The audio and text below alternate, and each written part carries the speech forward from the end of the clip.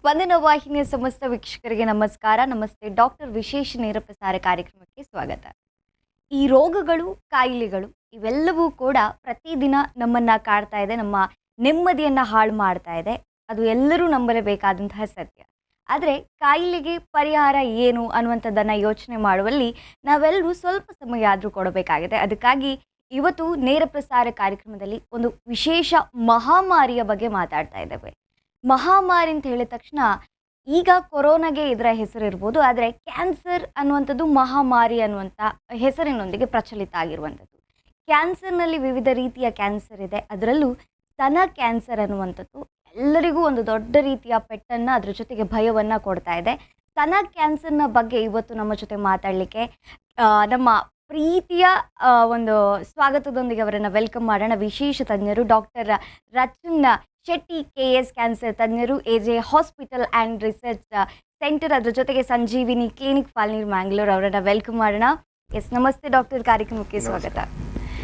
ಸ್ತನ ಕ್ಯಾನ್ಸರ್ ಅನ್ನುವಂತಹ ವಿಚಾರ ತಗೊಂಡಾಗ ಬೇರೆ ಬೇರೆ ರೀತಿಯ ಆಯಾಮ ಇದೆ. ಕ್ಯಾನ್ಸರಲ್ಲಿ ಬೇರೆ ಬೇರೆ ರೀತಿಯ ವಿಧಗಳಿದೆ. ಈ ಸ್ತನ ಕ್ಯಾನ್ಸರ್ ಅಂತ ಹೇಳಿದ್ರೆ ಏನು, ಇದರಲ್ಲಿ ಎಷ್ಟೆಲ್ಲ ವಿಧಗಳಿದೆ, ಅದನ್ನು ವಿವರಿಸ್ಬೋದಾ?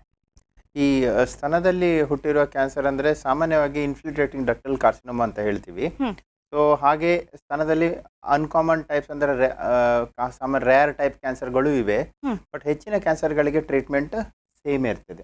ಸೊ ಅದು ಮೈಕ್ರೋಸ್ಕೋಪಿಗ್ಲಿ ಬೇರೆ ಬೇರೆ ರೀತಿಯಿಂದ ಕಂಡ್ರು ಟ್ರೀಟ್ಮೆಂಟ್ ಸೇಮ್ ಇರ್ತದೆ. ಕ್ಯಾನ್ಸರ್ ಅಂದ್ರೆ ಏನು ಅಂದ್ರೆ ನಮ್ಮ ದೇಹದ ಕಣಗಳೇ ಹತೋಟಿ ತಪ್ಪಿ ಬೆಳೆದು ಬೇರೆ ಕಡೆ ಹರಡುವಂಥದ್ದು. ಸೊ ಆರ್ಡಿನರಿ ಗೆಡ್ಡೆಗೂ ಸ್ತನದ ಕ್ಯಾನ್ಸರ್ಗೂ ಡಿಫ್ರೆನ್ಸ್ ಇದೆ. ಆರ್ಡಿನರಿ ಸಾಮಾನ್ಯ ಗೆಡ್ಡೆ ಅಂತ ಹೇಳ್ತೀವಿ. ಹೆಚ್ಚಿನವರಿಗೆ ಕೆಲವೊಮ್ಮೆ ಬ್ರೆಸ್ಟ್ ಅಲ್ಲಿ ಸಾಮಾನ್ಯ ಗೆಡ್ಡೆ ಇರ್ತದೆ, ಅದು ಬೇರೆ ಕಡೆ ಹರಡುವುದಿಲ್ಲ. ಬಟ್ ಕ್ಯಾನ್ಸರ್ ಗೆಡ್ಡೆ ಸ್ತನದಲ್ಲಿ ಮಾತ್ರ ಇಲ್ಲದೆ ಅದು ಬೆಳೆದು ಬೇರೆ ಕಡೆ ಹರಡ್ತದೆ. ಫಸ್ಟಿಗೆ ಕೊಂಕುಳಿಗೆ ಅಂದ್ರೆ ನಾವು ಆಕ್ಸಿಲ್ ಅಂತ ಹೇಳ್ತೀವಿ, ನಂತರ ಬೇರೆ ಸೈಡ್ ಭಾಗಕ್ಕೂ ಹರಡ್ತದೆ. ಇದು ಕ್ಯಾನ್ಸರ್ ಗೆಡ್ಡೆಯ ಲಕ್ಷಣ. ಹೆಚ್ಚಾಗಿ ಏನು ಸಿಂಪ್ಟಮ್ಸ್ ಇಲ್ಲದೇನೆ ಇರ್ಬೋದು. ಕೆಲವೊಮ್ಮೆ ರಕ್ತದಲ್ಲಿ ಈ ನಿಪ್ಪಲ್ನಲ್ಲಿ ರಕ್ತ ಬರುವುದು ಅಥವಾ ಬಿಳಿ ನೀರಿನಂತ ಹೋಗುದು, ನೋವು ಬರುವುದು, ಅದೆಲ್ಲ ಇರ್ಬೋದು. ಈಗ ಸಾಮಾನ್ಯ ರೋಗ ಲಕ್ಷಣಗಳು, ನಾವು ಯಾವುದೇ ಒಂದು ಕಾಯಿಲೆ ಅಂತ ಹೇಳಿದ್ರೆ ಒಂದು ರೋಗ ಲಕ್ಷಣಗಳು ಅಂತ ಇರ್ತವೆ. ಇದನ್ನು ನೋಡಿದ ತಕ್ಷಣ ಬಹುಶಃ ನಮಗೆ ಈ ಕಾಯಿಲೆ ಇದೆ ಅಂತ ನಾವು ಗುರುತಿಸ್ಕೊಳ್ಬೋದು. ಸಾಮಾನ್ಯ ರೋಗ ಲಕ್ಷಣಗಳು, ಈಗ ಸಾಮಾನ್ಯ ರೋಗ ಲಕ್ಷಣ ನಾನೀಗ ಹೇಳಿದಾಗೆ ಹೆಚ್ಚಿನ ಪ್ರತಿ ಸಲ ಏನೂ ತೊಂದರೆ ಇರುವುದಿಲ್ಲ. ಸ್ನಾನ ಮಾಡುವಾಗ ಒಂದು ಗೆಡ್ಡೆ ಇರ್ತದೆ. ಹೆಚ್ಚಿನ ಸಲ ಅದು ಏನು ಗೆಡ್ಡೆ ನನಗೇನು ನೋವು ಕೊಡ್ತಾ ಇಲ್ಲ, ಅದಕ್ಕೋಸ್ಕರ ನಾನು ಡಾಕ್ಟರ್ ಹತ್ರ ಹೋಗ್ಲಿಲ್ಲ. ಇದು ಸಾಮಾನ್ಯವಾಗಿ ನಾವು ಕೇಳುವಂತ ವಿಷಯ. ಬಟ್ ಈ ಗೆಡ್ಡೆ ಉಂಟಲ್ಲ, ಅದೇ ಸೈಜಿನಲ್ಲಿ ಇರುವುದಿಲ್ಲ, ದಿನೇ ದಿನೇ ಗಾತ್ರದಲ್ಲಿ ಬೆಳವಣಿಗೆ ಆಗ್ತದೆ. ಕೆಲವೊಮ್ಮೆ ಬೆಳವಣಿಗೆ ಆಗಿ ಸ್ಕಿನ್ ನಲ್ಲಿ ಮೇಲ್ಗಡೆ ಚೇಂಜಸ್ ಇರ್ಬೋದು. ಅಂದ್ರೆ ಆರೆಂಜ್ ಪೀಲ್ ಅಪಿಯರೆನ್ಸ್, ಅಂದ್ರೆ ಆರೆಂಜ್ ಪೀಲ್ ಇದೆಯಲ್ಲ, ಹುಂಡಾಗಿ ಬರುವಂತದ್ದು. ಕೆಲವೊಮ್ಮೆ ಸ್ಕಿನ್ ಅಲ್ಲಿ ಕೆಂಪಾಗಿ ಆಗುವುದು, ಮತ್ತೆ ನಿಪ್ಪಲ್ನಲ್ಲಿ ರಕ್ತಸ್ರಾವ ಆಗುವುದು, ನಿಪ್ಪಲ್ನಲ್ಲಿ ಹಾಲಿನ ರೀತಿಯಲ್ಲಿ ಬರುವುದು, ನಿಪ್ಪಲಲ್ಲಿ ಪೇನ್ ಬರ್ಬೋದು. ನೋವು ಬರುವಾಗ ಆಲ್ರೆಡಿ ಹೆಚ್ಚಿನ ಸಲ ಲೇಟ್ ಆಗಿರ್ತದೆ. ಸೊ ಅರ್ಲಿ ಸ್ಟೇಜಸ್ ಅಲ್ಲಿ ಏನು ತೊಂದರೆ ಇರುವುದಿಲ್ಲ.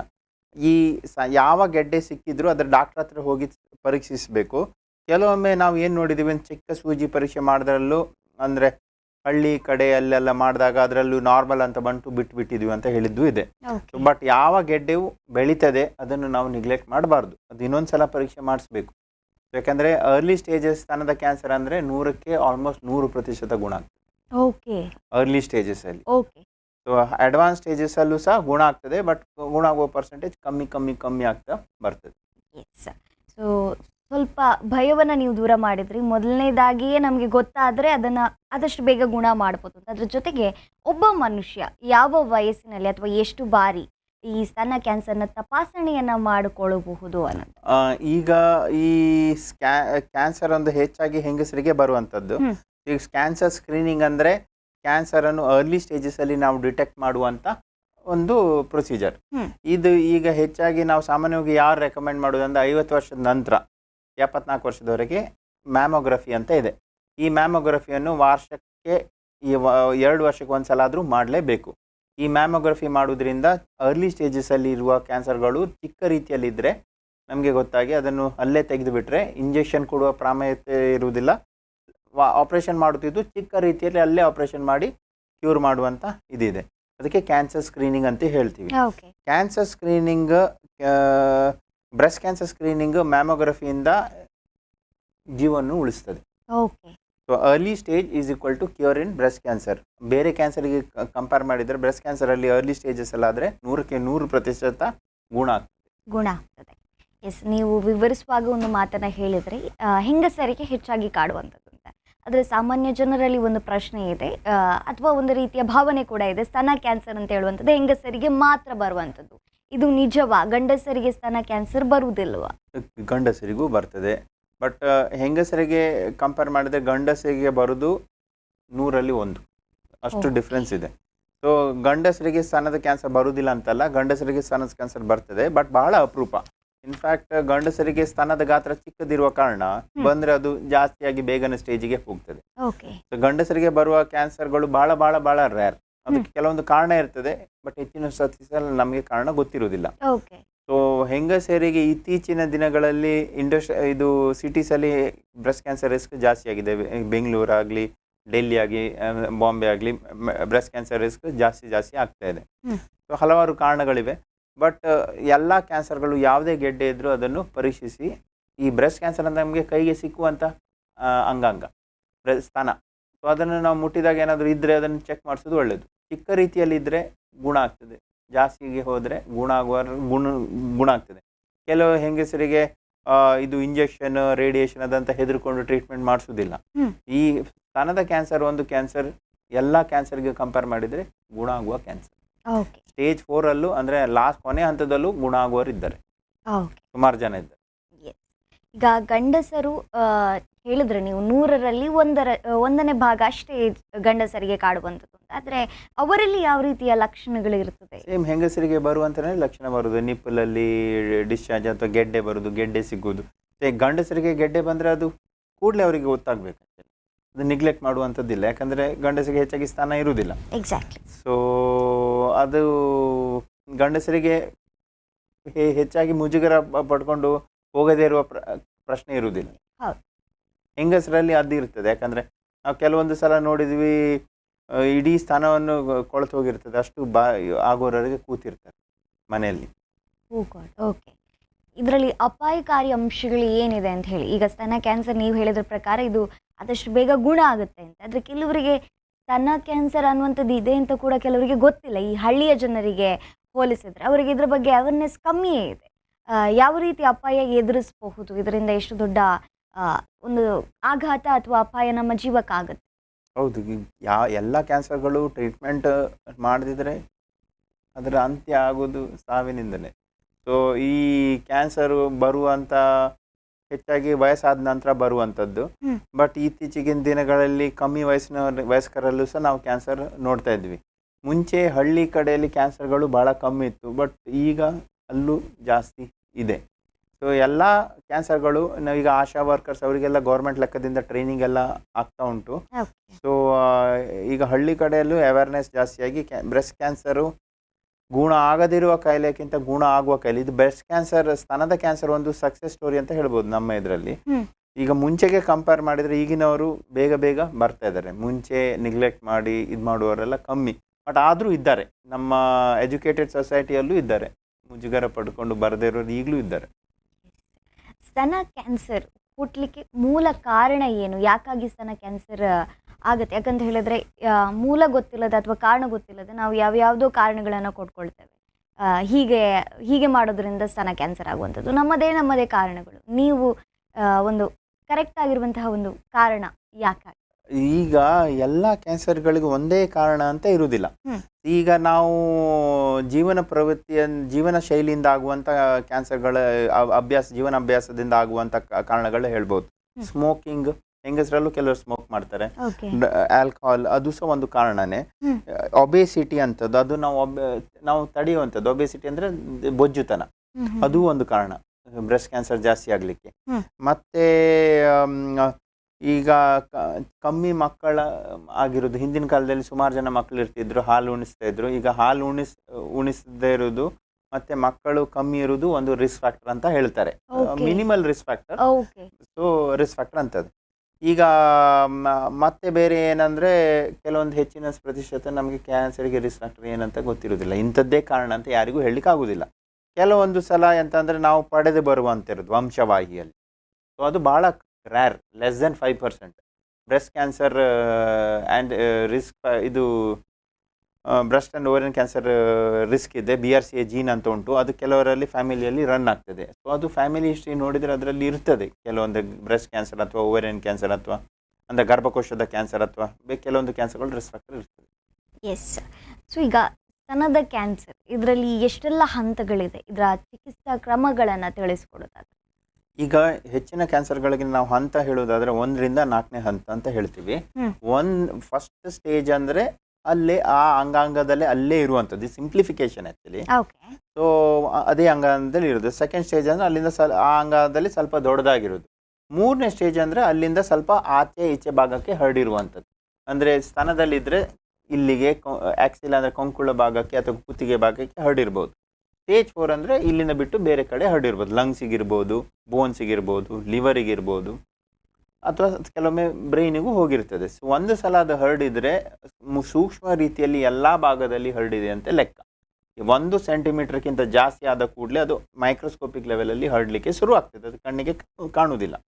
ಈಗ ಕ್ಯಾನ್ಸರ್ ಗೆಡ್ಡೆ ಅದನ್ನು ನಾವು ಚಿಕಿತ್ಸಾ ಕ್ರಮ ಹೇಗೆ ಅಂತ ಹೇಳುವುದಾದರೆ, ನಾವು ಅದನ್ನು ಹುಡುಕುವುದು ಹೇಗೆ, ಕ್ಯಾನ್ಸರ್ ಉಂಟಂತ ಹೇಳುವುದು ಹೇಗೆ, ಫಸ್ಟ್ ನಾವು ಯಾವುದೇ ಗೆಡ್ಡೆ ಬಂದರೂ ಅದನ್ನು ನಾವು ಕ್ಲಿನಿಕಲ್ ಎಕ್ಸಾಮಿನೇಷನ್ ಅಂದರೆ ಮುಟ್ಟಿ ನೋಡಿ ಅದ್ರ ಕ್ಯಾನ್ಸರಿದು ಒಂದು ಲಕ್ಷಣ ಇರ್ತದೆ, ರೋಗ ಲಕ್ಷಣ ಇರ್ತದೆ. ಸಾಮಾನ್ಯ ಗೆಡ್ಡೆದು ಒಂದು ರೋಗ ಲಕ್ಷಣ ಇರ್ತದೆ. ನೆಕ್ಸ್ಟ್ ಅದಕ್ಕೆ ನಾವು ಸ್ಕ್ಯಾನ್ ಮಾಡಿ ನೋಡ್ತೀವಿ. ಸ್ಕ್ಯಾನ್ ಅಂದರೆ ಮ್ಯಾಮೋಗ್ರಫಿ ಅಂತ. ಈ ಮ್ಯಾಮೋಗ್ರಫಿ ಮಾಡುವಾಗ ಅದರದ್ದೇ ಆದ ರೋಗ ಲಕ್ಷಣ ಇರ್ತದೆ ಸ್ಕ್ಯಾನಿಂಗಲ್ಲೂ. ಇದು ಕ್ಯಾನ್ಸರ್ ಇದೆ, ಅದರಲ್ಲಿ ನಾವು ಸ್ಕ್ಯಾನಿಂಗಲ್ಲಿ ಸ್ಕೋರಿಂಗ್ ಇದೆ, breast imaging and radiology data system. ಅದರಲ್ಲಿ ಕ್ಯಾಟಗರಿ 3 ಅಬವ್ ಇದ್ದರೆ ಅದು ನಾವು ಇದು ನೋಡಬೇಕು, ಸೂಜಿ ಪರೀಕ್ಷೆ ಮಾಡಿ ನೋಡಬೇಕು. ಸೂಜಿ ಪರೀಕ್ಷೆ ಹೆಚ್ಚಿನ ಕ್ಯಾನ್ಸರ್ಗಳಿಗೆ ನಾವು ಸೂಜಿ ಪರೀಕ್ಷೆ ಮುಖಾಂತರನೇ ನಾವು ಅದನ್ನು ಕ್ಯಾನ್ಸರ್ ಇದೆಯಾ ಇಲ್ವ ಅಂತ ಡಯಾಗ್ನೋಸ್ ಮಾಡೋದು. ಡಯಾಗ್ನೋಸ್ ಅಂದರೆ ಹುಡುಕೋದು. ಸೊ ಸೂಜಿ ಪರೀಕ್ಷೆ ಮಾಡಿದ ನಂತರ ಕ್ಯಾನ್ಸರ್ ಇದೆಯಾ ಇಲ್ವ ಅಂತ ಗೊತ್ತಾಗ್ತದೆ. ನಂತರ ಹಂತ ನೋಡೋದು, ಸ್ಟೇಜ್ ನೋಡೋದು. ಸ್ಟೇಜಿಂಗ್ ಇವ್ಯಾಲ್ಯೂಯೇಷನ್ ಅಂದರೆ ಫುಲ್ ಬಾಡಿಯಲ್ಲಿ ಎಲ್ಲಿ ಎಲ್ಲ ಸ್ಪ್ರೆಡ್ ಇದೆ. ಒಂದು ನಾವು ಕ್ಲಿನಿಕ್ ಪರೀಕ್ಷೆ ಮಾಡುವಾಗಲೂ ನೋಡ್ತೀವಿ, ಸ್ಕ್ಯಾನ್ ಮಾಡುವಾಗಲೂ ಒಂದು ಐಡಿಯಾ ಸಿಗ್ತದೆ. ನೆಕ್ಸ್ಟ್ ಇಮೇಜಿಂಗ್ ಅಂದರೆ ಪೆಟ್ CT ಸ್ಕ್ಯಾನ್ ಇರ್ಬೋದು ಅಥವಾ CT ಸ್ಕ್ಯಾನ್ ಇರ್ಬೋದು. ಪೆಟ್ CT ಸ್ಕ್ಯಾನ್ ಅಂದರೆ ಫುಲ್ ಬಾಡಿಯಲ್ಲಿ ಎಲ್ಲೆಲ್ಲ ಉಂಟು ಅಂತ ಹೇಳಿ ನಮಗೆ ಗೊತ್ತಾಗ್ತದೆ. ಸೊ ಅರ್ಲಿ ಸ್ಟೇಜ್ ಕ್ಯಾನ್ಸರ್ ಇದ್ದರೆ ಅದಕ್ಕೆ ಅಲ್ಲೇ ಸ್ತನವನ್ನು ಆ ಗೆಡ್ಡೆಯನ್ನು ಮಾತ್ರ ತೆಗೆದುಬಿಟ್ಟು ಮತ್ತು ಅದಕ್ಕೆ ರೇಡಿಯೇಷನ್ ಕೊಟ್ಟು, ಕೆಲವೊಮ್ಮೆ ಕೀಮೋ ಬೇಕಾದರೆ ಕೀಮೋ ಅಥವಾ ಹಾರ್ಮೋನಲ್ ಟ್ರೀಟ್ಮೆಂಟ್ ಕೊಟ್ಟು ಅಲ್ಲೇ ಗುಣ ಆಗ್ತದೆ. ಅದು ಸ್ವಲ್ಪ ಜಾಸ್ತಿ ಇದ್ದರೆ ನಾವು ಅದನ್ನು ಮತ್ತು ಇಂಜೆಕ್ಷನ್ ಕೊಟ್ಟು ಕರಗಿಸಿ ಸ್ತನ ಉಳಿಸ್ಲಿಕ್ಕೆ ನೋಡ್ಬೋದು. ಅದಕ್ಕೆ ನಾವು ಬ್ರೆಸ್ಟ್ ಕನ್ಸರ್ವೇಷನ್ ಸರ್ಜರಿ ಅಂತೀವಿ. ಕೆಲವೊಮ್ಮೆ ಸ್ತನ ಉಳಿಸ್ಲಿಕ್ಕೆ ಆಗೋದಿಲ್ಲ ಅಥವಾ ಹೆಂಗಸರಿಗೆ ಹೆದರಿಕೆ ಇರ್ತದೆ, ಈ ಸ್ತನ ಉಳಿಸಿದ್ರೆ ಅದರಲ್ಲೂ ಇನ್ನೊಂದು ಸಲ ಹುಟ್ಟಬಹುದು ಅಂತ. ಸೊ ಆ ರೀತಿಯಾಗಿ ಕೆಲವೊಮ್ಮೆ ಪೂರ್ತಿ ಬ್ರೆಸ್ಟನ್ನು ತೆಗಿಬೇಕಾಗ್ತದೆ, ಮ್ಯಾಸ್ಟೆಕ್ಟಮಿ ಅಂತ ಹೇಳುವಂಥದ್ದು. ಹೆಚ್ಚಿನ ಸಲ ನಾವು ಅರ್ಲಿ ಸ್ಟೇಜಸಲ್ಲಿ ಹುಡುಕಿದ್ರೆ ಪೂರ್ತಿ ಸ್ಥಾನವನ್ನು ತೆಗೆಯುವ ಅಗತ್ಯ ಇರುವುದಿಲ್ಲ, ಮ್ಯಾಸ್ಟೆಕ್ಟಮಿ ಅಂತ ಮಾಡುವ ಅಗತ್ಯ ಇರುವುದಿಲ್ಲ. ಈ ಸ್ಥಾನ ಉಳಿಸೋದು ಮತ್ತು ಸ್ಥಾನ ಉಳಿಸದೇ ಇರೋದಕ್ಕೂ ಯಾವುದೇ ಡಿಫ್ರೆನ್ಸ್ ಇಲ್ಲ. ಅದಕ್ಕೆ ಡಿಸೈಡ್ ಮಾಡೋದೇನು ಆಗ್ತದೆ ಇಲ್ವ ಅಂತ ನೋಡೋದು. ಫಸ್ಟ್ ನಮಗೆ ಕ್ಯೂರ್, ನೆಕ್ಸ್ಟ್ ಸ್ಥಾನ ಉಳಿಸು. ಸೊ ಅರ್ಲಿ ಸ್ಟೇಜಸಲ್ಲಿ ಸ್ತನ ಉಳಿಸ್ಬೋದು. ಅದಕ್ಕೆ ಸ್ಕ್ರೀನಿಂಗ್ ಮಾಡೋದ್ರಿಂದ, ಮ್ಯಾಮೋಗ್ರಫಿ ಅಥವಾ ಏನಾದರೂ ಗೆಡ್ಡೆ ಇದ್ದರೆ ಇಮಿಡಿಯೇಟ್ಲಿ ಹತ್ತಿರದ ಡಾಕ್ಟರ್ ಹತ್ರ ಹೋಗೋದ್ರಿಂದ, ಸರ್ಜನಿಂದ ಹೋಗೋದ್ರಿಂದ ನಾವು ಅದನ್ನು ಪರೀಕ್ಷೆ ಮಾಡಿಸ್ಬೋದು. ಇಷ್ಟೆಲ್ಲ ಹಂತಗಳ ಆದರೂ ಕೂಡ ನೀವು ಹೇಳಿದಾಗೆ ಮತ್ತೊಮ್ಮೆ ಸ್ತನ ಕ್ಯಾನ್ಸರ್ ಅಥವಾ ಅದೇ ಕ್ಯಾನ್ಸರ್ ಕಾಣಿಸ್ಕೊಳ್ಳುವಂಥ ಸಾಧ್ಯತೆ ಇದೆಯಾ ಅನ್ನುವಂಥ ಭಯ ಇರುತ್ತೆ. ಈ ಭಯದ ಬಗ್ಗೆ ನೀವೇನು ಗ್ಯಾರಂಟಿ ಕೊಡ್ತೀರಿ? ಈಗ ಸ್ಟೇಜ್ 1 ಕ್ಯಾನ್ಸರ್ ಇದು cure rate is 99%, almost 100. Stage 2 cancer ಇದು ಕ್ಯೂರ್ ರೇಟ್ಸ್ 95 ಅಬವ್ ಇದೆ. ಸ್ಟೇಜ್ 3 ಕ್ಯಾನ್ಸರ್ ಇದೆ 80 to 90 ಇದೆ. ಕೆಲವೊಂದು ಟೈಪಲ್ಲಿ 90 ಅಬವ್ ಇದೆ, ಕೆಲವೊಂದು ಟೈಪಲ್ಲಿ 70 ಇದೆ. But around 80.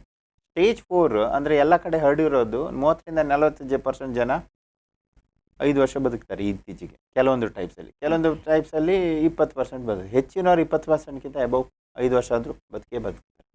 40% ಜನರಲ್ಲಿ 5 ವರ್ಷಕ್ಕಿಂತ ಅಬವ್ ಕೆಲವು ಒಳ್ಳೆ ಟೈಪ್ಸಲ್ಲಿ ಬದುಕ್ತಾರೆ. ಗುಣ ಆಗುವವರು ಇದ್ದಾರೆ. ಮಿದುಳಿಗೆ ಹರಡಿದ್ರು ಗುಣ ಆಗುವವರು ಇದ್ದಾರೆ, ಲಿವರಿಗೆ ಹರಡಿದ್ರು ಗುಣ ಆಗುವವರು ಇದ್ದಾರೆ.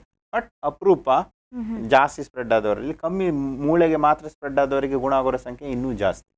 So earlier the stage of cancer higher is the cure rate. ಅಂದರೆ ಹುಡುಕುವುದು ಅರ್ಲಿ ಸ್ಟೇಜಸಲ್ಲಿ ಹುಡುಕಿದ್ರೆ, ಅಂದರೆ ಅವರಿಗೆ ಸಿಂಪ್ಟಮ್ಸ್ ಇರುವುದಿಲ್ಲ ಆವಾಗಲೇ ಹುಡುಕಿದ್ರೆ ಹೈಯರ್ ದ ಕ್ಯೂರ್ ರೇಟ್. ಒಂದು ಸಲ ಅಡ್ವಾನ್ಸ್ ಆದ ನಂತರ ಹುಡುಕಿದ್ರೆ ಕ್ಯೂರ್ ಆಗ್ಬೋದು, ಅಂದರೆ ಗುಣ ಆಗ್ಬೋದು. ಅದನ್ನು ನೆಗ್ಲೆಕ್ಟ್ ಮಾಡೋದು ಸರಿಯಲ್ಲ. ಎಲ್ಲವೂ ನೆಗ್ಲಿಜೆನ್ಸ್ ಇಂದ ಶುರುವಾಗ್ತದೆ ಅಂತ ಹೇಳ್ತಾರೆ. ಇಲ್ಲ, ನೆಗ್ಲಿಜೆನ್ಸ್ ಇಂದ ಅಲ್ಲ, ಅವೇರ್ನೆಸ್, ಲ್ಯಾಕ್ ಆಫ್ ಅವೇರ್ನೆಸ್ ಇಂದ. ಎಕ್ಸಾಕ್ಟ್ಲಿ. ಎಸ್ ಡಾಕ್ಟರ್, ಇದ್ರ ಬಗ್ಗೆ ಮಾತಾಡೋಣ, ಒಂದು ವಿರಾಮ ತಗೊಂಬರೋಣ. ನೋಡಿದ್ರಲ್ಲ ವೀಕ್ಷಕರೇ, ಸ್ತನ ಕ್ಯಾನ್ಸರ್ನ ಬಗ್ಗೆ ತಿಳ್ಕೊಳ್ಳುವಂತಹ ವಿಚಾರಗಳು ಸಾಕಷ್ಟಿದೆ. ಮಾತಾಡೋಣ ಒಂದು ವಿರಾಮದ ನಂತರ. Take a break.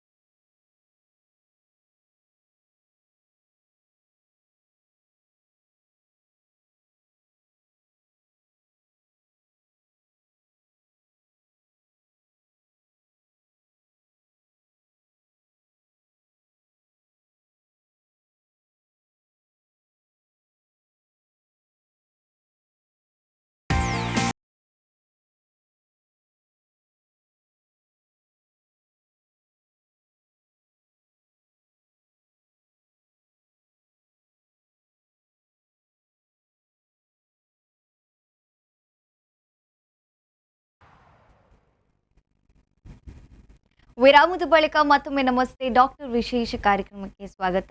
ಡಾಕ್ಟರ್ ನಮ್ಮ ಜೊತೆಗಿದ್ದಾರೆ, ಉಪಯುಕ್ತ ಮಾಹಿತಿಯನ್ನು ಕೊಡ್ತಾ ಇದ್ದಾರೆ. Welcome back doctor. ಸೊ ನಮ್ಮನ್ನು ನಾವು ಅರ್ಥ ಮಾಡ್ಕೊಳ್ಳುವಂಥದ್ದು ಬಹಳ ಮುಖ್ಯ ಆಗುತ್ತೆ. ನಮ್ಮ ದೇಹದಲ್ಲಿ ಏನಾಗ್ತದೆ, ನಮ್ಮ ಆರೋಗ್ಯದಲ್ಲಿ ಯಾವ ರೀತಿ ಬದಲಾವಣೆ ಆಗ್ತದೆ, ಅದನ್ನು ನಾವು ಮೊದಲು ಕಂಡು ಹಿಡಿದ್ರೆ ಡಾಕ್ಟರ್ಗೂ ಬಹಳ ಸುಲಭ ಆಗ್ತದೆ. ಸೆಲ್ಫ್ ಎಕ್ಸಾಮಿನೇಷನನ್ನು ನಾವು ಹೇಗೆ ಮಾಡ್ಕೊಳ್ಬೋದು, ಸ್ವಯಂ ಪರೀಕ್ಷೆಯನ್ನು ಅಂತ ಹೇಳಿದ್ರೆ, ಈಗ ಎಲ್ಲರೂ ಕ್ಯಾನ್ಸರ್ ಬರ್ತದೆ ಅನ್ನುವಂಥ ಭಯದಲ್ಲಿ ಇರುವುದಿಲ್ಲ, ಕ್ಯಾನ್ಸರ್ನ ಬಗ್ಗೆ ಯೋಚನೆ ಕೂಡ ಮಾಡುವುದಿಲ್ಲ. ಹಾಗಿರುವಾಗ ನಮ್ಮ ದೇಹದಲ್ಲಿ ಆಗುವಂಥ ಬದಲಾವಣೆಗೆ ಯಾರೂ ಹೆಚ್ಚು ಗಮನ ಕೊಡುವುದಿಲ್ಲ. ನಾವು ದಪ್ಪಾಗಿದ್ದೇವಾ ಅಂತ ನೋಡ್ತೇವೆ, ಅಥವಾ ನಾವು ಕಪ್ಪಾಗಿದ್ದೇವಾ ಅಂತ ನೋಡ್ತೇವೆ. ಆದರೆ ದೇಹದಲ್ಲಿ ಒಳಗೊಳಗಾಗ್ತಿರುವಂಥ ಬದಲಾವಣೆಗಳನ್ನು ನಾವು ಗಮನ ಹರಿಸೋದಿಲ್ಲ. ಮುಖ್ಯವಾಗಿ ಅದನ್ನೇ ನಾವು ಮಾಡಬೇಕಾದಂಥದ್ದು. ಈಗ ಸ್ವಯಂ ಪರೀಕ್ಷೆ ಅಂತ ನಾವು ಯಾವ ರೀತಿ ಮಾಡಿಕೊಳ್ಬೋದು, ನಮ್ಮ ದೇಹದಲ್ಲಿ ಆಗಿರುವಂತಹ ಬದಲಾವಣೆಯನ್ನು ಹೇಗೆ ಕಂಡುಕೊಳ್ಬೋದು? ಈಗ ಬ್ರೆಸ್ಟ್ ಎಕ್ಸಾಮಿನೇಷನ್ ಅಂತ ನಾವು ಸೆಲ್ಫ್ ಎಕ್ಸಾಮಿನೇಷನ್ ಅಂತ ಹೇಳ್ತೀವಿ. ಎಲ್ಲ ಹೆಂಗಸರಿಗೂ ತಿಂಗಳಲ್ಲಿ ಒಂದು ಸಲ, ಆ್ಯಕ್ಚುಲಿ ಮುಟ್ಟು ಆದ ನಂತರನೇ, ಯಾಕಂದ್ರೆ ಮುಟ್ಟಾಗುವ ಟೈಮಲ್ಲಿ ಸ್ತನ ಇದಿರ್ತದೆ, ದಪ್ಪ ಆಗಿರ್ತದೆ. ಮುಟ್ಟಾದ ನಂತರ 5 ದಿನದ ನಂತರ ಏನು ಮಾಡ್ಬೋದು ಅಂದರೆ, ಕನ್ನಡಿ ಮುಂದೆ ನಿಂತು ಲೆಫ್ಟ್ ಬ್ರೆಸ್ಟನ್ನು ರೈಟ್ ಕೈಯಲ್ಲಿ ಮತ್ತು ರೈಟ್ ಬ್ರೆಸ್ಟನ್ನು ಲೆಫ್ಟ್ ಕೈಯಲ್ಲಿ, ಆಪೋಸಿಟ್ ಕೈಯಲ್ಲಿ ನಾವು ಪರೀಕ್ಷೆ ಮಾಡಬೇಕು. ಸೊ ಮೆಲ್ಲ ಮುಟ್ಟಿ ನೋಡಿ, ನಿಪ್ಪಲನ್ನು ನೋಡಿ, ಮತ್ತು ಅದರ ಸುತ್ತಳತೆಯನ್ನು ಚಕ್ರದ ರೀತಿಯಲ್ಲಿ ಸುತ್ತಳತೆಯಲ್ಲಿ ನೋಡಿ, ನಂತರ ಮೇಲೆ ಕೆಳಗೆ ಮಾಡಿ ನೋಡಿ, ವಿಜುವಲ್ಸ್ ನೋಡ್ಬೋದು. ನೋಡಿ ನಾವು ಚೆಕ್ ಮಾಡಬೇಕು ಅಂದರೆ ಸ್ತನಕ್ಕೆ ಹೇಗೆ ಸಿಗ್ತದೆ. ಎಲ್ಲರೂ ಸ್ತನ ಒಂದೇ ರೀತಿ ಇರುವುದಿಲ್ಲ. ಕೆಲವರು ಸ್ತನ ಅಂದರೆ ಹೇಗೆ ಅಂದರೆ ದ್ರಾಕ್ಷಿ ಗೊಂಚಲಿನ ಥರ, ಅದ್ರ ಮಧ್ಯೆ ಫ್ಯಾಟ್ ಇರ್ತದೆ. So most of the breast tissue is fat. So ಕೆಲವ್ರದ್ದು ಸ್ತನ ಡೆನ್ಸ್ ಇರ್ತದೆ, ಕೆಲವ್ರದ್ದು ಸ್ತನ ಡೆನ್ಸ್ ಇರುವುದಿಲ್ಲ. ಹ್ಮ್. ಸೊ ಪ್ರತಿಯೊಬ್ಬರ ಸ್ತನ ಅವರಿಗೆ ಗೊತ್ತಿರಬೇಕು. ಈ ಸ್ತನದ ಮುಟ್ಟುವಾಗ ಅದರ ವ್ಯತ್ಯಾಸ ಏನಾದರೂ ಚಿಕ್ಕ ಚೇಂಜಸ್ ಆದರೂ ತಿಂಗಳಿಗೆ ಒಂದ್ಸಲ ಮಾಡುವಾಗ ನಮಗೆ ಗೊತ್ತಾಗ್ತದೆ. ಸೊ ಕನ್ನಡಿ ಮುಂದೆ ನಿಂತು ಮೇಲಿಂದ ಕೆಳಗೆ ಮತ್ತು ಸುತ್ತಳತೆಯಿಂದ ನೋಡಿ, ಮತ್ತು ಕಂಕುಳ ಅಂದರೆ ಎಕ್ಸಿಲದಲ್ಲೂ ಸಹ ನೋಡಿ, ಕೈಯನ್ನು ಮೇಲೆತ್ತಿ ನೋಡಿ, ನಾವು ನೋಡಬೇಕು ಏನಾದರೂ ಚೇಂಜಸ್ ಇದೆಯಾ. ಕೈ ಮೇಲೆತ್ತುವಾಗ ಸ್ಕಿನ್ ಏನಾದರೂ ಡಿಂಪ್ಲಿಂಗ್ ಆಗ್ತದಾ, ನಿಪ್ಪಲನ್ನು ಒತ್ತುವಾಗ ನಿಪ್ಪಲಲ್ಲಿ ಅಂದರೆ ರಕ್ತ ಬರ್ತದ, ಕೆಲವೊಮ್ಮೆ ನೀರು ಬರ್ತದೆ, ಕೆಲವೊಮ್ಮೆ ಹಲವು ಕಾರಣ ಇದೆ. ಎಲ್ಲ ರಕ್ತ ಬಂದರೆ ಅದೇನು ಕೆಟ್ಟದಲ್ಲ. ಡಕ್ ಪ್ಯಾಪಿಲಮ್ ಅಂತ ಸಾಮಾನ್ಯ ಕಾಯಿಲೆ ಇದೆ, ಅದರಿಂದನೂ ರಕ್ತ ಬರ್ಬೋದು ಅಥವಾ ನೀರು ಬರ್ಬೋದು. ಬಟ್ ಕ್ಯಾನ್ಸರನ್ನು ನಾವು ಮಿಸ್ ಮಾಡಬಾರ್ದು. ಆ ಕಾರಣದಿಂದ ಈಗ ನಾವು ಡೈಲಿ ನೋಡುವಾಗ ಒಂದು ನಿಪ್ಪಲ್ ಒಂದು ಸಡನ್ ಇದು ಒಳಗೆ ಹೋಗಿದ್ದು ನೋಡಿದ್ವಿ, ಅದು ಕ್ಯಾನ್ಸರಿಗೂ ಕಾರಣ ಇರ್ಬೋದು. ಅರ್ಥ ಆಯ್ತಾ? ಅಥವಾ ನಾವು ಡಿಂಪ್ಲಿಂಗ್ ಎಲ್ಲ ನೋಡಿದ್ವಿ, ಆ ಚೇಂಜ್ ಆಗೋದು ಅಥವಾ ರಕ್ತ ಬರ್ತಾ ಇರೋದು, ನಿಪ್ಪಲಲ್ಲಿ ಸೈಜಲ್ಲಿ ವ್ಯತ್ಯಾಸ ಅಥವಾ ಸ್ತನದ ಸೈಜಲ್ಲಿ ವ್ಯತ್ಯಾಸ. ಕೆಲವೊಮ್ಮೆ ಇನ್ಫಿಲ್ಟ್ರೇಟಿವ್ ಕ್ಯಾನ್ಸರ್ ಇರ್ತದೆ, ಅದು ಮುಟ್ಲಿಕ್ಕೆ ಸಿಗುವುದಿಲ್ಲ, ಅದು ಬಟ್ ದಪ್ಪ ಆಗಿರ್ತದೆ. ಸೊ ಅಥವಾ ನರ ಎಲ್ಲ ದಪ್ಪ ಆಗಿರ್ತದೆ, ಅದನ್ನು ನಾವು ಗಮನದಲ್ಲಿ ಇರಿಸಬೇಕು. ತಿಂಗಳಿಗೆ ಒಂದೇ ಸಲ ಮಾಡಿದರೆ ಸಾಕು. ಅಂದರೆ ತಿಂಗಳಿಗೆ ಒಂದು ಸಲ ಮಾಡಿದರೆ ಬ್ರೆಸ್ಟ್ ಸೆಲ್ಫ್ ಅವೇರ್ನೆಸ್ ಇದ್ದರೆ ಏನಾದರೂ ಚೇಂಜಸ್ ಆದರೆ ಜಾಸ್ತಿ ಹಂತಕ್ಕೆ ಹೋಗುವ ಕ್ಯಾನ್ಸರ್ಗಳನ್ನು ನಾವು ತಡಿಬೋದು. ಅದರೊಟ್ಟಿಗೆ ಮ್ಯಾಮೋಗ್ರಫಿ ಅಂತ ಒಂದು ಟೆಸ್ಟ್ ಇದೆ, ನಾವು ಸ್ಕ್ರೀನಿಂಗ್ ಅಂತ ನಾವು ಹೇಳ್ತೀವಿ.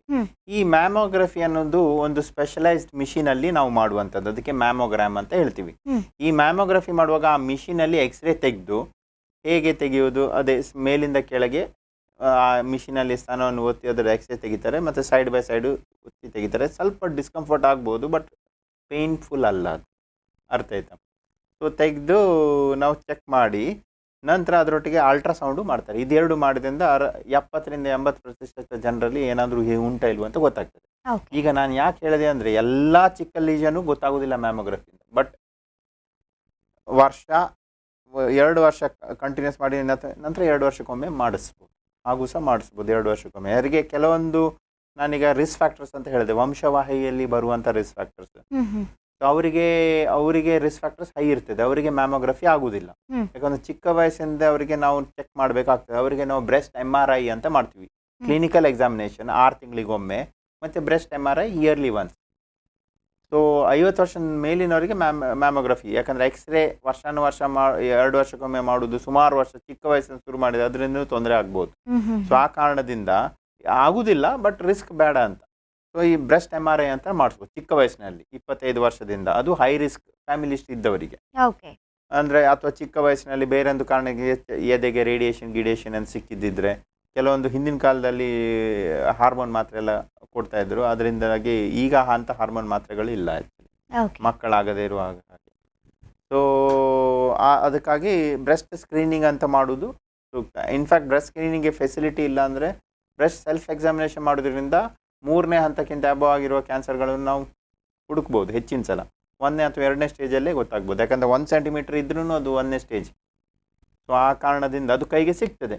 ಸೊ ಆ ಕಾರಣದಿಂದ breast self awareness is very important. Actually breast self examination ಮುಜುಗರ ಪಡದೆ ಮಾಡೋದು ಒಳ್ಳೆಯದು. ಎಸ್. ಸೊ ಈ ಇರ್ರೆಗ್ಯುಲರ್ ಪೀರಿಯಡ್ಸ್ ನಮ್ಮ ಋತುಚಕ್ರ ಬಹಳ ಮುಖ್ಯ ಪಾತ್ರ ವಹಿಸ್ತದೆ ಮಹಿಳೆಯರ ಜೀವನದಲ್ಲಿ, ಅದರ ಜೊತೆಗೆ ಆರೋಗ್ಯದಲ್ಲಿ ಕೂಡ, ಅದ್ರ ಜೊತೆಗೆ ಗರ್ಭಧಾರಣ ಶಕ್ತಿ ಕೂಡ. ಇದು ಯಾವುದಾದ್ರೂ ಸ್ತನ ಕ್ಯಾನ್ಸರ್ನ ಮೇಲೆ ಪ್ರಭಾವ ಬೀರುತ್ತಾ, ಅಥವಾ ಸಮಯಕ್ಕೆ ಸರಿಯಾಗಿ ಋತುಚಕ್ರ ಆಗದಿರುವಂಥದ್ದು ಇದು ಯಾವುದಾದ್ರೂ ಪರಿಣಾಮ ಬೀರುತ್ತಾ? ಇದರಲ್ಲಿ ಸ್ತನದ ಕ್ಯಾನ್ಸರಲ್ಲಿ ಅರ್ಲಿ ಮೆನಾರ್ಕಿ ಮತ್ತು ಲೇಟ್ ಮೆನೋಪಾಸ್ ಅಂದರೆ ಫರ್ಟಿಲಿಟಿ ಪೀರಿಯಡ್ ಜಾಸ್ತಿ ಇದ್ದಷ್ಟು ಬ್ರೆಸ್ಟಿಗೆ ಕ್ಯಾನ್ಸರ್ಗೆ ರಿಸ್ಕ್ ಜಾಸ್ತಿ, ಕಮ್ಮಿ ಇದ್ದರೆ ಬ್ರೆಸ್ಟ್ ಕ್ಯಾನ್ಸರ್ ರಿಸ್ಕ್ ಅಷ್ಟು ಜಾಸ್ತಿ ಅಲ್ಲ. ಸೊ ಅದಕ್ಕೆ ಹಲವು ಕಾರಣ ಇದೆ.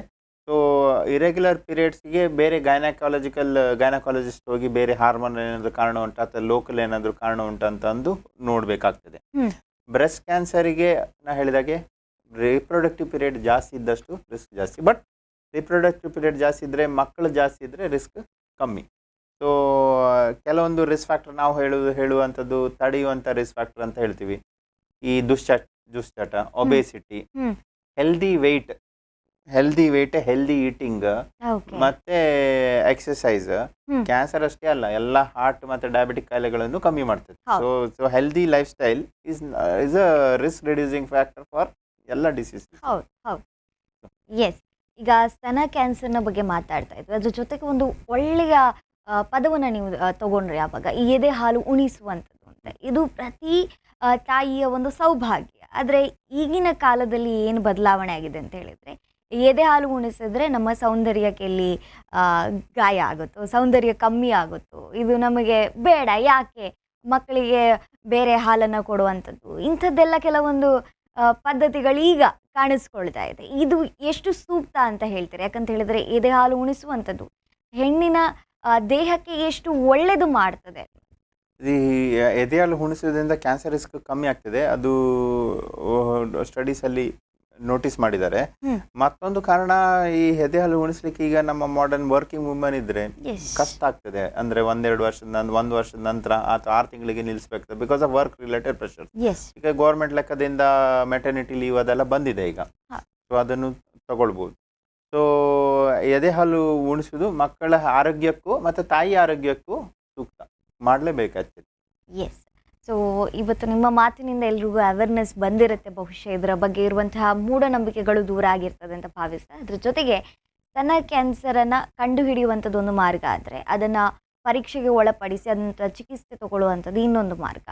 ಅದಕ್ಕೂ ಮೀರಿ ಸ್ತನ ಕ್ಯಾನ್ಸರ್ ಬರದ ಹಾಗೆ ಮಾಡುವಂಥ ಯಾವುದಾದ್ರೂ ಟೆಕ್ನಾಲಜಿ ಕಂಡು ಹಿಡಿದಿದ್ದೀರಾ? ಅದನ್ನು ಅದರ ಒಂದು ಹಿಂದೆ ಯಾವುದಾದ್ರೂ ರಿಸರ್ಚ್ ನಡೀತಾ ಇದೆಯಾ? ಈಗ ಸ್ತನದ ಕ್ಯಾನ್ಸರ್, ಈಗ ಎಲ್ಲಾ ಕ್ಯಾನ್ಸರ್ಗಳು ಇತ್ತೀಚಿನ ದಿನಗಳಲ್ಲಿ ಒಂದು 10-20 ವರ್ಷದಿಂದ ಈಚೆಗೆ ಜಾಸ್ತಿ ಆಗಿದೆ. ಅದಕ್ಕೆ ಹಲವು ಕಾರಣ ಇದೆ. ಇಂಡಸ್ಟ್ರಿಯಲೈಸೇಷನ್ ಅಂತ ನಾವು ಹೇಳ್ತೀವಿ. ಇಂಡಸ್ಟ್ರಿಯಲೈಸೇಷನ್ ಅಂತ industrial food production, pesticide usage, ಇದರಿಂದಾಗಿ ಕ್ಯಾನ್ಸರ್ಗಳು ಜಾಸ್ತಿ ಆಗಿದೆ.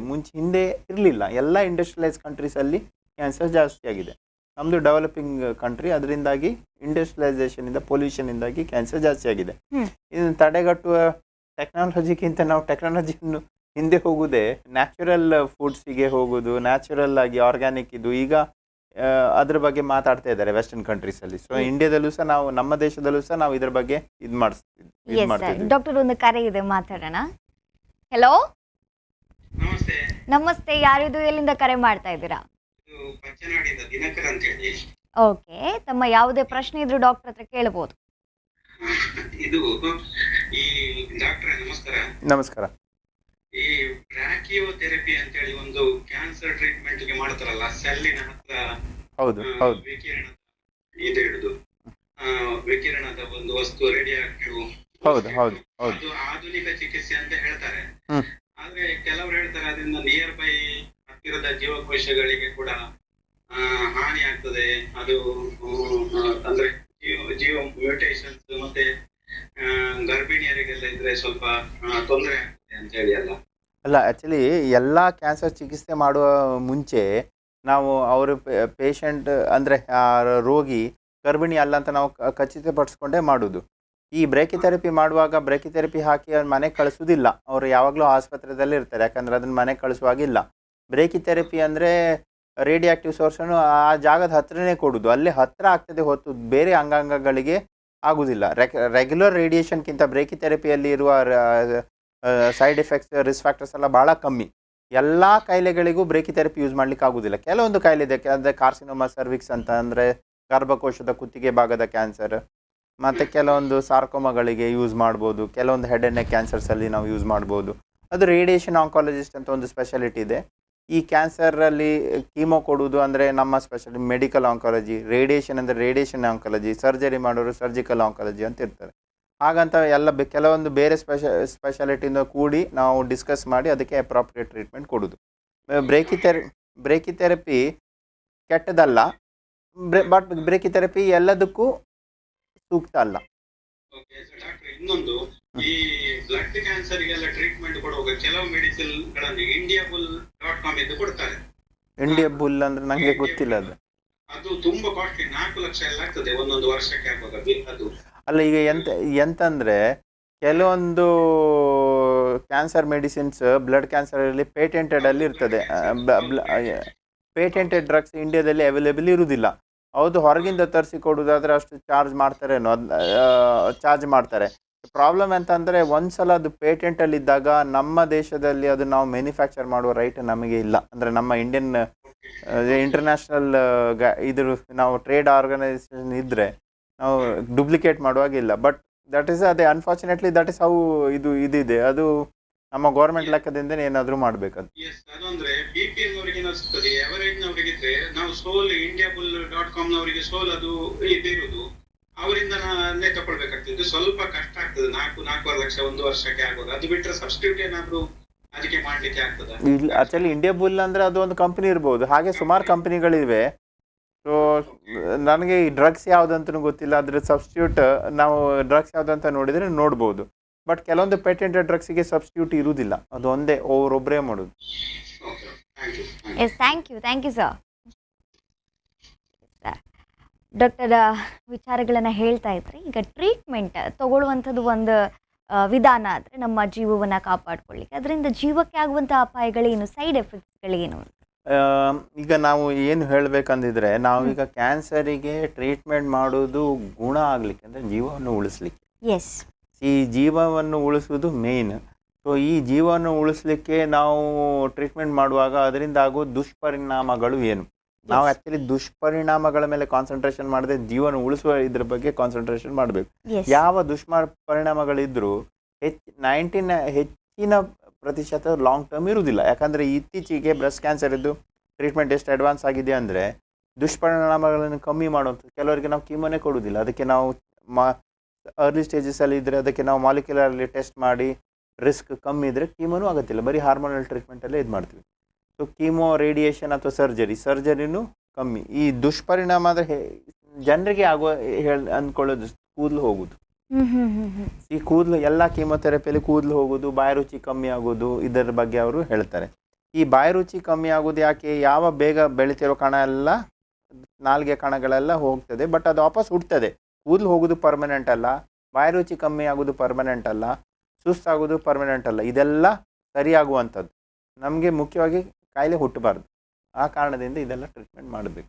ಇದು ಕಾಲಕ್ರಮೇಣ ಕೀಮೋಥೆರಪಿ ಹೋಗಿ ಈಗ ಟಾರ್ಗೆಟೆಡ್ ಥೆರಪಿ ಅಂತ ಬರ್ತಾ ಇದೆ. ಅದು ಹೈಲಿ ಸ್ಪೆಸಿಫಿಕ್, ಅಂದರೆ ಅದಕ್ಕೆ ಮಾತ್ರ ಹೊಡೆದು ಟ್ರೀಟ್ಮೆಂಟ್ ಮಾಡುವಂಥ. ಎಸ್ ಡಾಕ್ಟರ್, ಇದ್ರ ಬಗ್ಗೆ ಮಾತಾಡೋಣ, ಒಂದು ವಿರಾಮ ತಗೊಂಬರೋಣ. ಕೆಲವೊಂದು ವಿಚಾರಗಳು ನಾವು ಎಷ್ಟು ಬೇಗ ಅರ್ಥ ಮಾಡ್ಕೊಳ್ತೇವೆ ಅಷ್ಟು ಬೇಗ ನಮ್ಮ ಆರೋಗ್ಯವನ್ನು ಕಾಪಾಡ್ಕೊಳ್ಬೋದು ಅನ್ನುವಂಥ ಮಾಹಿತಿಯ ಜೊತೆಗೆ ಒಂದು ವಿರಾಮನ ತಗೊಂಬರೋಣ.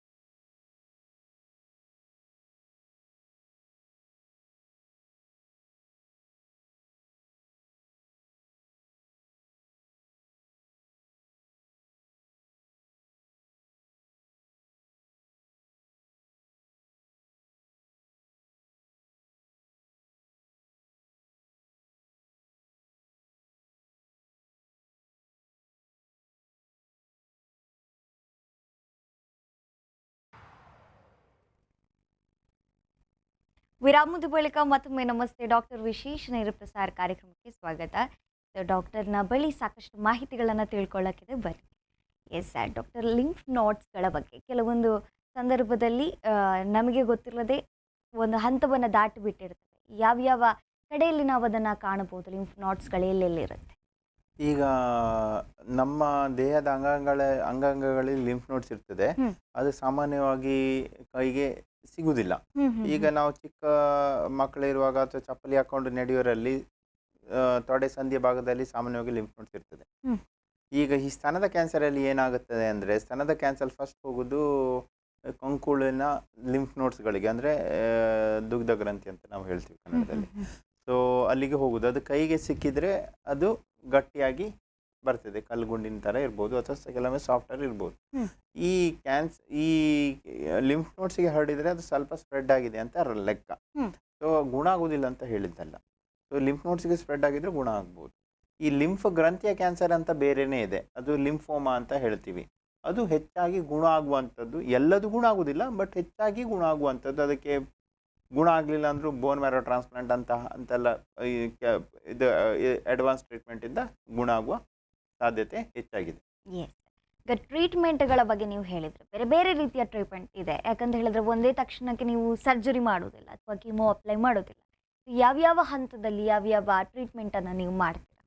ಈ ಸಾಮಾನ್ಯವಾಗಿ ಬಹಳ ಅರ್ಲಿ ಸ್ಟೇಜ್ ಅಂದರೆ ಮೊದಲನೇ ಹಂತದಲ್ಲಿ ಬಂದರೆ ಸರ್ಜರಿ ಡೈರೆಕ್ಟ್ ಮಾಡಿ, ನಂತರ ಅದರದ್ದು ಆ ರೋಗದ್ದು ಆ ಲಕ್ಷಣ ನೋಡಿ, ಅದರದ್ದು ಜಾತಿ ನೋಡಿ, ಮತ್ತು ಅದು ಯಾವ ಹಂತಕ್ಕೆ ಅದು ಗುಣ ಆಗ್ಬೋದು ಅಂತ ಪ್ರೆಡಿಕ್ಟ್ ಮಾಡಿ ನಾವು ಅದಕ್ಕೆ ಕೀಮೋ ಕೊಡದೇನೂ ಇರ್ಬೋದು. ಸೊ ಅರ್ಲಿ ಸ್ಟೇಜಸಲ್ಲಿ ಬರೀ ಸರ್ಜರಿ ಮತ್ತು ಹಾರ್ಮೋನ್ ಟ್ರೀಟ್ಮೆಂಟ್ ಅಂತ ಇರ್ತದೆ.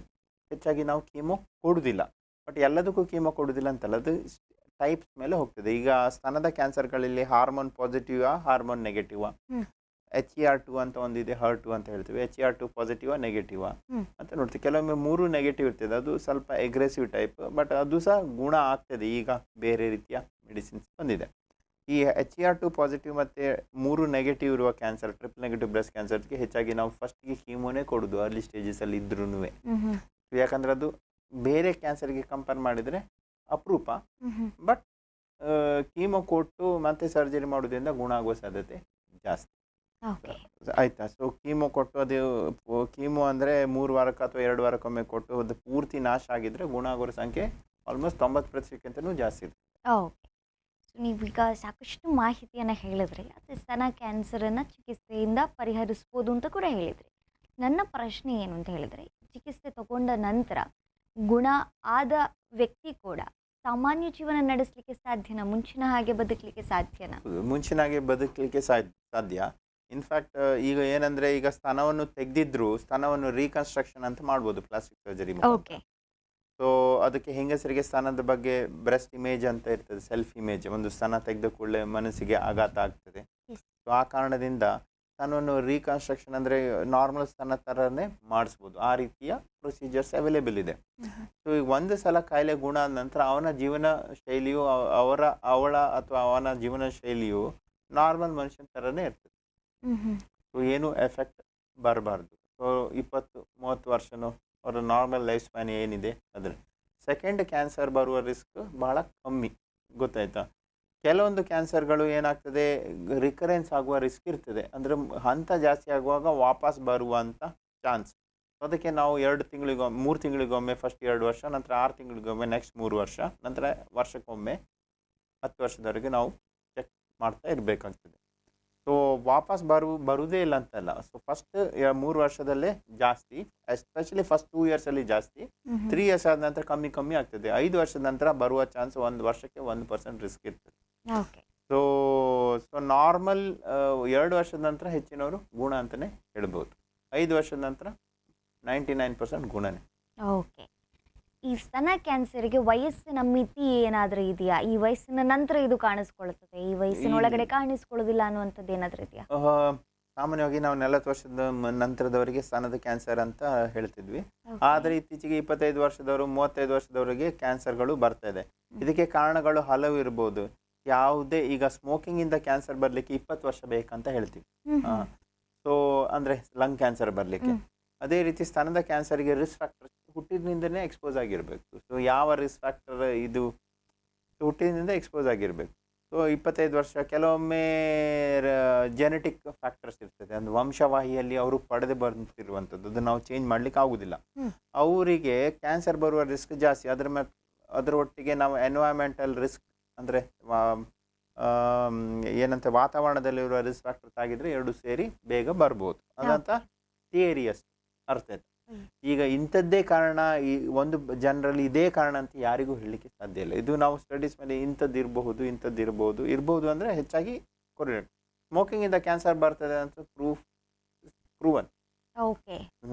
ಸೊ ಅದಕ್ಕೋಸ್ಕರ ನಾವು ಈ ಕಾರಣದಿಂದ ರಿಸ್ಕ್ ಇರ್ಬೋದು. ಸೊ ರಿಸ್ಕ್ ನಾವು ಕಮ್ಮಿ ಮಾಡೋದು ಹೇಗೆ ಹೇಳಿದಾಗೆ healthy living is one of the risk factor. ಈಗ ಜೆನೆಟಿಕ್ ಹಿಸ್ಟ್ರಿ ಇದ್ದರೆ ಅಂದರೆ ಫ್ಯಾಮಿಲಿಯಲ್ಲಿ ಇದ್ದರೆ ಅದಕ್ಕೆ ನಾವು ಜೆನೆಟಿಕ್ ಕೌನ್ಸಿಲಿಂಗ್ ಮಾಡಿ ಅದಕ್ಕೆ ರಿಸ್ಕ್ ರಿಡಕ್ಷನ್ ಸ್ಟ್ರಾಟಜೀಸ್ ಇದೆ. ಹಾರ್ಮೋನಲ್ ಥೆರಪಿ ಇರ್ಬೋದು, ಅಥವಾ ಕೆಲವೊಂದು ಹೈ ರಿಸ್ಕ್ನವರಿಗೆ ಸ್ತನವನ್ನೇ ಒಳಗಿಂದನೇ ತೆಗೆದು ಆ ಸ್ತನ ಟಿಶ್ಯೂ ಎಲ್ಲ ತೆಗೆದು ರೀಕನ್ಸ್ಟ್ರಕ್ಟ್ ಮಾಡೋದು. ಅಂದರೆ ಸ್ತನ ಕಾಣಲಿಕ್ಕೆ ಇರ್ತದೆ ಬಟ್ ಒಳಗೆ ಅಂತ ಯಾವ ಇದು ಇರುವುದಿಲ್ಲ.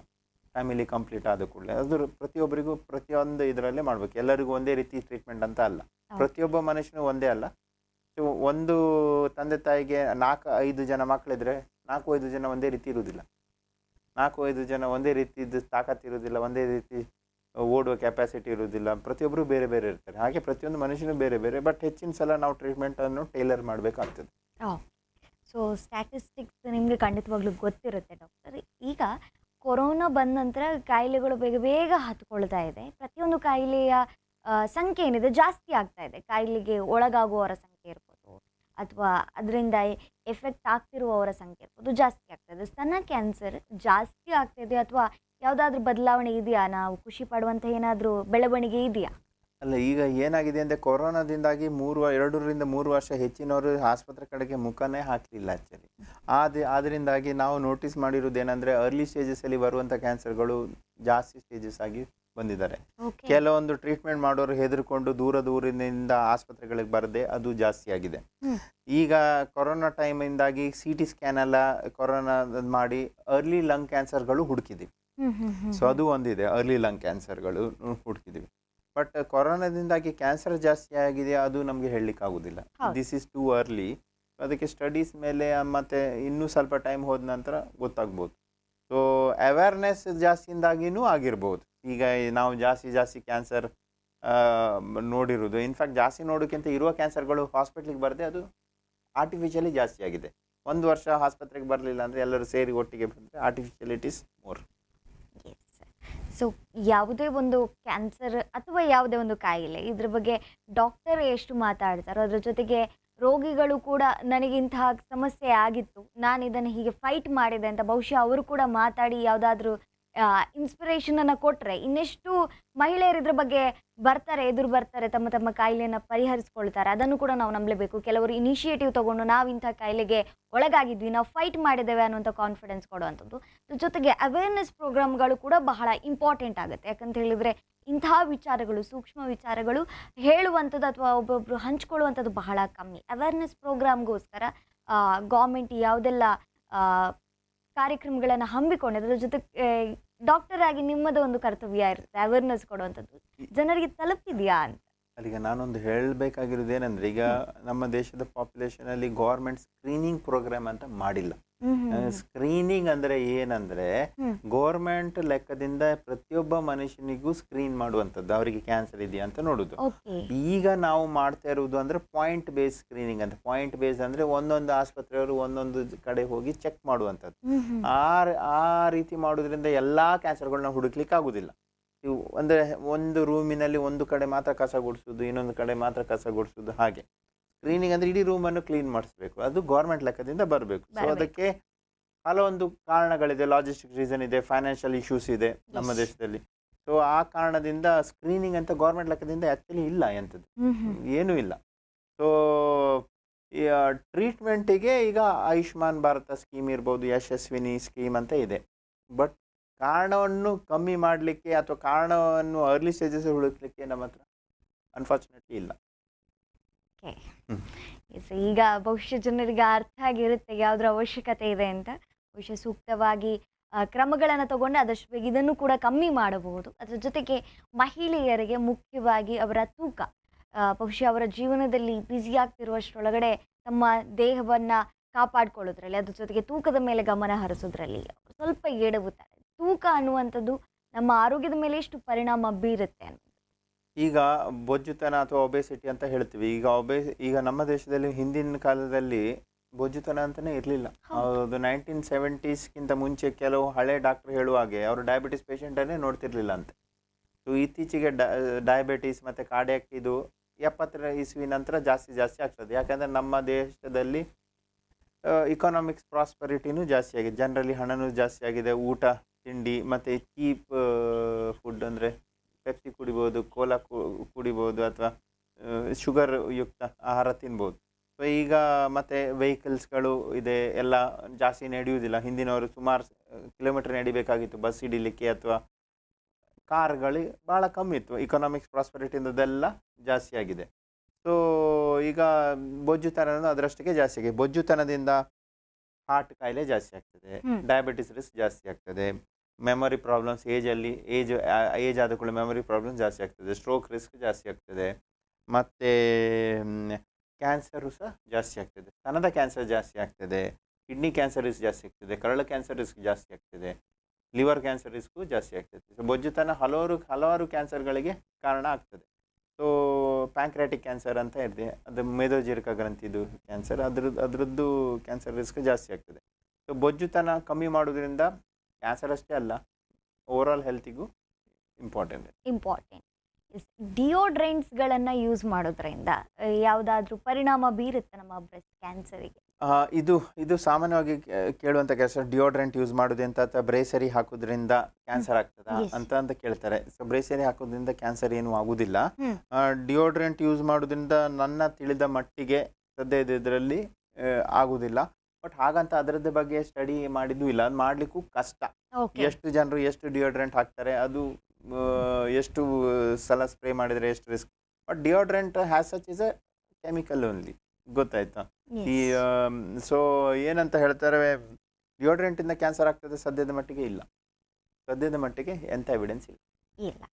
ವೈದ್ಯರ ಬಳಿ ರೋಗಿಗಳು ಬರಲಿಕ್ಕೆ ಹಿಂದೆ ಮುಂದೆ ನೋಡ್ತಾ ಇದ್ದಾರೆ ಅಂತ ಹೇಳಿದ್ರೆ ಕೆಲವೊಂದು ವಿಚಾರ ಸೂಕ್ಷ್ಮತೆ ಇರ್ತದೆ. ಒಂದು, ಅದ್ರ ಜೊತೆಗೆ ಹೋದರೆ ಹೇಗಪ್ಪ, ನಮ್ಮ ಬಗ್ಗೆ ಏನು ಅಂದ್ಕೊಳ್ಳಿಕ್ಕಿಲ್ಲ, ಅಥವಾ ನಾನು ಸ್ತನವನ್ನೇ ಕಳ್ಕೊಂಡ್ರೆ ಹೇಗೆ ಅನ್ನುವಂಥ ಒಂದು ಕಾರಣಗಳಿಂದ ಎಷ್ಟೋ ಜನ ತಮ್ಮ ಪ್ರಾಣಗಳನ್ನೇ ಕಳ್ಕೊಂಡಿದ್ದಾರೆ. ಅಂಥವ್ರಿಗೆ ಏನು ಸಂದೇಶ ಕೊಡಲಿಕ್ಕೆ ಇಷ್ಟಪಡ್ತೀರ? ಈಗ ಮೆಡಿಕಲ್ ಸೈನ್ಸ್ ಎಷ್ಟು ಅಡ್ವಾನ್ಸ್ ಆಗಿದೆ ಅಂದರೆ ಗಂಡನ್ನೇ ಹೆಣ್ಣು ಮಾಡ್ಬೋದು, ಹೆಣ್ಣನ್ನೇ ಗಂಡು ಮಾಡುವಂಥ ಇದಿದೆ. ಈಗ ಹೆಂಗಸರಿಗೆ ಸ್ತನ ಅನ್ನೋದು ಇಂಪಾರ್ಟೆಂಟ್ ಇದೆ, ಸೆಲ್ಫ್ ಇಮೇಜ್ ಮೇಲೆ ಹೋಗ್ತದೆ ಅದು.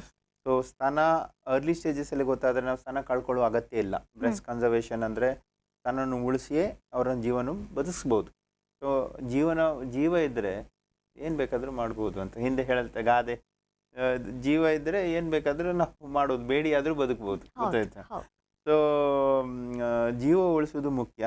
ಸೊ ನಾವು ಕ್ಯಾನ್ಸರಿಂದ ಗುಣಮುಖರಾದರೆ ಸಾಮಾನ್ಯವಾಗಿ ನಾವೀಗ ಹಳೆ ಪೇಷಂಟ್ ನೋಡಿದರೆ ನಾವು ಏನು ಮಾಡಿದ್ರಿ, ಮುಂದೆ ಯಾರ್ಯಾರೊಟ್ಟಿಗೆ ಏನೇನು ಮದುವೆ ಅಟೆಂಡ್ ಆದ್ರ, ಅಂದರೆ ಕೆಲವರು ಮದುವೆ ಆಗ್ತಾರೆ, ಮಕ್ಕಳು ಮಾಡ್ತಾರೆ, ಅವರ ಲೈಫ್ ನಾರ್ಮಲ್ ಲೈಫ್ ಸ್ಪ್ಯಾನ್ ಥರನೇ ಹೋಗ್ತದೆ. ಈ ಕ್ಯಾನ್ಸರ್ ಅನ್ನೋದ್ರ ಬಗ್ಗೆ ಸೊಸೈಟಿಯಲ್ಲಿ ಹೆದರಿಕೆ ಹಾಕಿದೆ ಅಂದರೆ ಗುಣ ಆಗದಿರುವ ಕಾಯಿಲೆ ಅಂತ ಹೆದರಿಕೆ ಇದೆ.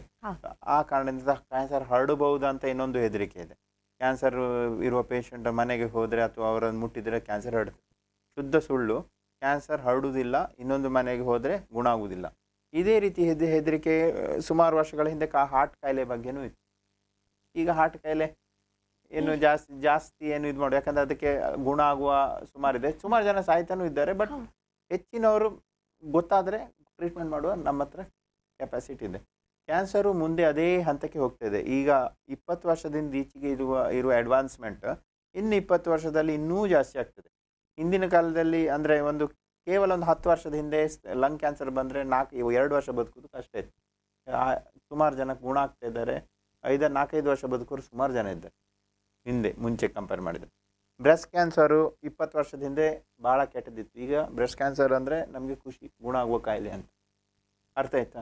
ಸೊ ಇವರಿಗೆ ಟ್ರೀಟ್ಮೆಂಟ್ ಮಾಡೋದ್ರಿಂದ ಗುಣ ಆಗೋರ ಸಂಖ್ಯೆ ಜಾಸ್ತಿ. ಎಲ್ಲರೂ ಗುಣ ಆಗ್ತಾರೆ ಅಂತ ನಾನು ಹೇಳಲಿಲ್ಲ, ಬಟ್ ಹೆಚ್ಚಿನವರು ಗುಣ ಆಗ್ತಾರೆ. ಬ್ರೆಸ್ಟ್ ಕ್ಯಾನ್ಸರ್ಗೆ ಟ್ರೀಟ್ಮೆಂಟ್ ಮಾಡೋದ್ರಿಂದ ಗುಣ ಆಗೋರ ಸಂಖ್ಯೆ ತುಂಬ ಜಾಸ್ತಿ. So triple negative breast cancer ಮತ್ತು HER2 ಪಾಸಿಟಿವ್ ಬ್ರೆಸ್ಟ್ ಕ್ಯಾನ್ಸರ್ ಅಂತಿದೆ. ಟ್ರಿಪಲ್ ನೆಗೆಟಿವ್ ಬ್ರೆಸ್ಟ್ ಕ್ಯಾನ್ಸರ್ ಮಾತ್ರ ಅದಕ್ಕೆ ಸುಮಾರು ಟೈಪ್ ಮೆಡಿಸಿನ್ ಇಲ್ಲ, ಬಟ್ ಈಗ ಬಂದಿದೆ. ಸೊ ಅದನ್ನು ಗುಣಪಡಿಸುವಂಥದ್ದು. ಬಟ್ ಬ್ರೆಸ್ಟ್ ಕ್ಯಾನ್ಸರ್ ಸಾಮಾನ್ಯ ಬೇರೆ ಕ್ಯಾನ್ಸರ್ ಕಂಪೇರ್ ಮಾಡಿದರೆ ಗುಣ ಆಗೋ ಕ್ಯಾನ್ಸರಲ್ಲಿ ಬರ್ತದೆ. ಓಕೆ. ಈಗ ಒಂದು ಸೂಕ್ಷ್ಮ ವಿಚಾರ ಅಂತ ಹೇಳಿದ್ರೆ, ಈಗ ಸ್ತನ ಕ್ಯಾನ್ಸರ್ಗೆ ಕಾರಣಗಳು ಅಂತ ಹೇಳುವಂಥದ್ದು ಪರ್ಟಿಕ್ಯುಲರ್ ಇಲ್ಲ ಅಂತ ನೀವು ಒಪ್ಕೊಂಡ್ರಿ.